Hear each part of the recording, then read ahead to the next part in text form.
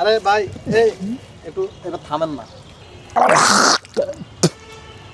কি ভাই কিসে ভাইয়া কিসে কোন কাহিনী কি নুম হয়েছে আই এনে উজু করতাম আইসি আপনার স্যাপ কপ যায় বাবা আখ বুক করে যায় বাবা আপনার হারাম তো চিনি এনার মধ্যে আপনার যন্ত্রণাতে এনে উজু করানো যায় না আপনার কাজলাই বলতে এখানে অনেক মুসলিম মসজিদের গাটলা মাই দায় উজু করতে হারে না নামাজের দেরে যে হাতে আবার করে আপনারা করে চলে যান হলে তারপরে হাতে আই উজু করানো লাগে আবার বই থাকে এখানে আপনারা যেভাবে স্যাপ কপ হালানি ধরেন। তো ভাই আপনার কি উজু করতে হলে কি স্যাপ কাপ হালতে হইতে না নি তো উজু করতে হলে তো মানুষের স্যাপ কাপ গুলো আইয়ে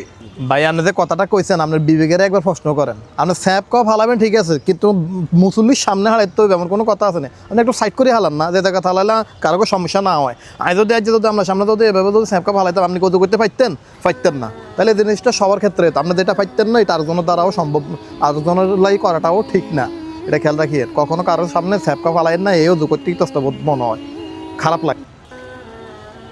ভাই কথা কি গেছি বুঝছেন না এখন মানে আচ্ছা যা হয়েছে এটা আশা করি আপনি সামনের দিকে সতর্ক হয়ে যাবেন নামাজের টাইমে গেছে